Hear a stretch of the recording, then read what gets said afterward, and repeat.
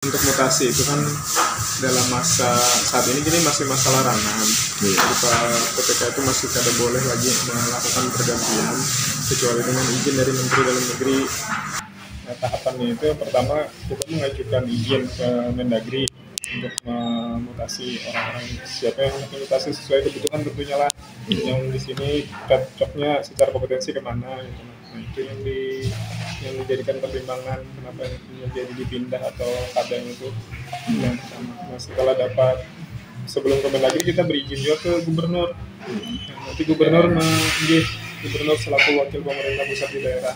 Karena gubernur memberikan surat pengantar, nah itulah yang disampaikan ke Mendagri. Kalau dirasa oleh Mendagri memenuhi syarat, maka terbitlah rekomendasi persetujuan namanya. Nah, kalau ada syarat-syarat yang kurang lengkap, maka berkas dikembalikan untuk dilengkapi. Nah, setelah itu tergantung PPK hendak melakukan pelantikannya kapan. Nah, kalau kami kan sifatnya administratif nih, mendukung apa-apa yang disampaikan oleh beliau. Nah, itu yang diproses, yaitu prosesnya.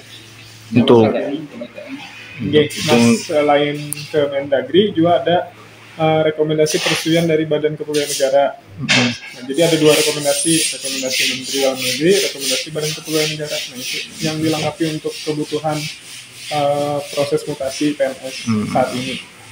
Sampai dengan 6 bulan sejak Pak Bupati dilantik, sampai dengan 6 bulan itu harus berizin. Itu kendalanya. Dan di Kalsel pun kan belum ada nih yang dilakukan pelantikan dan sebagainya. Yang eselon 2 itu dibentuk namanya tim uji kompetensi namanya. Itu beranggotakan 2 orang pejabat di lingkungan provinsi, kemudian 2 orang dari akademisi Universitas Lambung Mangkurat, dan 1 orang dari pemerintah kabupaten. Nah, tim ini karena yang mengevaluasi apakah pejabat tersebut dimutasi atau kadangnya. Nah, ini menjadi pertimbangan Pak Bupati melakukan mutasi. Nah, kalau untuk yang eselon 3, 4 ke bawah, itu namanya ada tim Baperjakat, Badan Pertimbangan Jabatan dan Kepangkatan. Nah, tim ini yang melakukan evaluasi kinerjanya selama ini. Nah, yang hasil rapat Baperjakat inilah yang disampaikan oleh Pak Sekda ke Pak Bupati. Ada Depang terlambat lah, yang sekarang kan masih berproses. Yang kosong itu konsekuensinya paling di PLT kan gitu. Di PLT. Pelaksana tugas itu kan boleh maksimal sampai 6 bulan pelaksana tugas itu. Itu benar. Jadi yang pada intinya proses mutasi, pelantikan dan lain-lain itu kembali itu hak prerogatifnya Bupati. Jadi terhadap batasan harus ada pelantikan kapan, arahan dari pimpinan langsung. Kalau pimpinan merasa ada yang harus dipenuhi untuk pengisian jabatan, itu kepimpinan langsung kan, dalam hal ini Bupati.